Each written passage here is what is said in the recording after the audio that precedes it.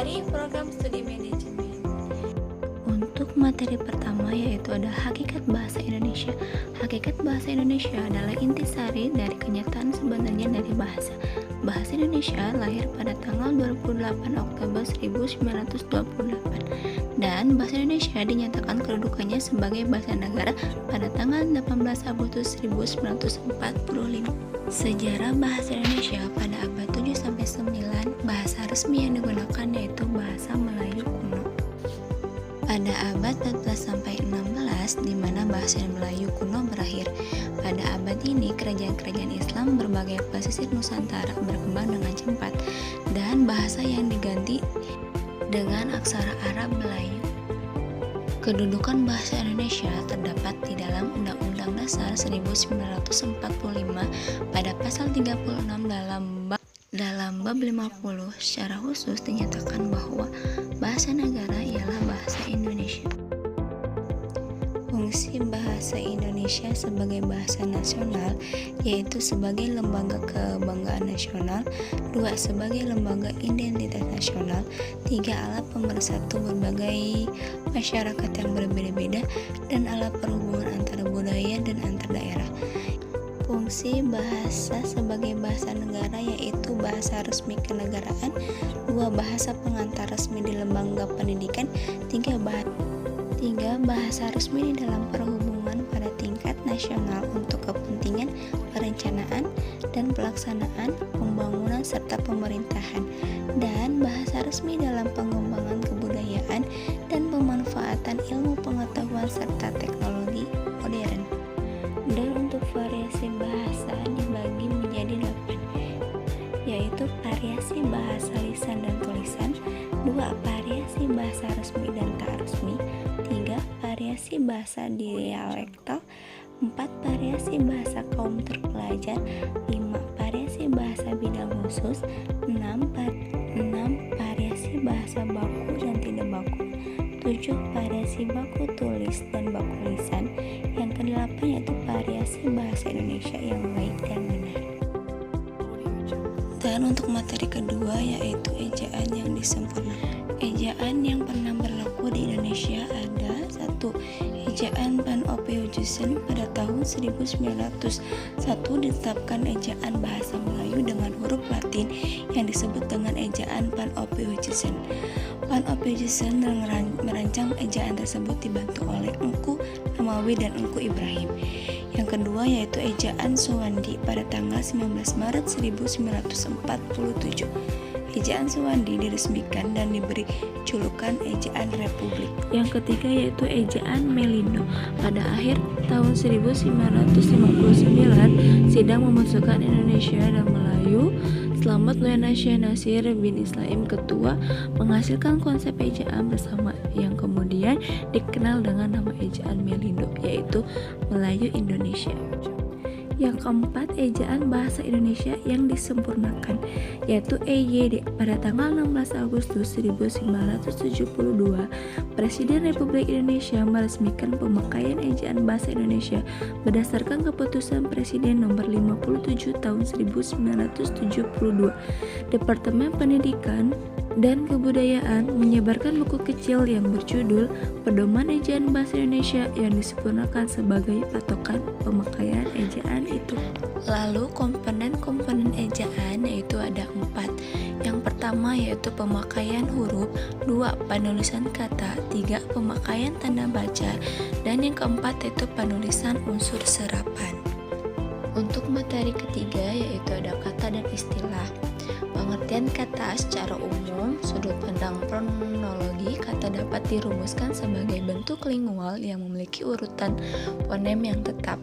Nah, untuk pengertian dari istilah, hasil pemahaman dari sejumlah sumber memberi ketentuan bahwa istilah dapat diartikan sebagai kata atau gabungan kata yang memiliki makna khusus dan penggunaannya terbatas pada ranah kegiatan atau bidang keilmuan tertentu. Dari segi makna, istilah itu sifatnya monosematis, artinya dia hanya memiliki satu makna, tidak ganda atau polisemi. Untuk sumber kata dan istilah, sumber kata pada dasarnya kata bahasa Indonesia berasal dari 2 sumber, yakni sumber dalam dan sumber sumber luar. Sumber dalamnya adalah bahasa Melayu dan bahasa daerah atau serumpun. Sedangkan sumber luarnya adalah bahasa asing. Untuk sumber istilah, yaitu diperlukan kata atau istilah baru. Untuk memperolehnya, tentu harus ada sumber dan tata cara pengambilan untuk pembentukannya. Yaitu ada tiga sumber istilah bahasa Indonesia, yaitu ada bahasa Indonesia Melayu, 2 bahasa daerah atau serumpun, 3 bahasa asing. Untuk materi yang keempat yaitu kalimat. Nah, untuk pengertian dari kalimat yaitu dapat didefinisikan sebagai satuan bahasa yang disusun oleh kata-kata yang memiliki makna lengkap dalam wujud lisan. Kalimat yang diucapkan dengan suara naik, turun, keras, lembut, disela jeda, dan diakhiri oleh intonasi final yang diikuti oleh kesenyapan. Contohnya seperti saya sekarang, itu adalah contoh dari kalimat itu sendiri. Selanjutnya akan tentang unsur-unsur dari kalimat. Ada apa aja sih unsur-unsur kalimat? Unsur-unsur kalimat. Nah, untuk unsur-unsur kalimat yaitu ada nama. Yang pertama ada subjek, ada predikat, ada objek, ada pelengkap dan keterangan. Tapi di satu kalimat itu lima-limanya tidak perlu ada dalam satu kalimat itu. Untuk pengertian subjek adalah bagian kalimat yang menandai apa yang dinyatakan oleh penulis. Dan di bagian subjek itu ada beberapa hal yang harus ada di subjek. Yang pertama yaitu subjek harus bersifat definitif atau tertentu unsur S. Biasanya bersifat definitif atau taktrib. Yang kedua, pada umumnya subjek berupa nominal, frasa nominal, atau pronominal yang berperan sebagai pelaku atau pokok. Dan untuk yang ketiga yaitu subjek merupakan jawaban atas pertanyaan apa atau siapa. Untuk menandai subjek dalam suatu kalimat dapat dilakukan dengan memakai kata tanya atau siapa. Yang keempat yaitu dalam konstruksi bahasa Indonesia, subjek biasanya terletak di awal kalimat atau di depan predikat. Yang kelima yaitu subjek tidak didahului kata depan seperti pada, dalam, di, ke, untuk, bagi, dan dengan. Karena satuan kebahasaan yang didahului oleh kata depan tidak berfungsi sebagai subjek tetapi berfungsi sebagai keterangan. Lalu pengertian predikat adalah bagian kalimat yang menandai apa yang dinyatakan oleh penulis tentang subjek. Untuk unsur predikat yaitu biasanya diisi oleh kategori verba atau prasa verbal. Nah, untuk menandai predikat dalam sebuah kalimat, kata tanya apa yang dilakukan subjek, bagaimana subjek, mengapa subjek, sebagai apa subjek, berapa subjek atau di mana subjek dapat digunakan. Lalu ada objek. Kehadiran objek dalam struktur kalimat dituntut oleh predikat yang berupa verba aktif transitif. Verba aktif transitif adalah verba yang ditandai oleh afiks meng, yaitu mengkan, mengi, memperkan, memperi. Oleh karena itu, secara gramatikal, objek berfungsi melengkapi predikat yang berupa aktif transitif.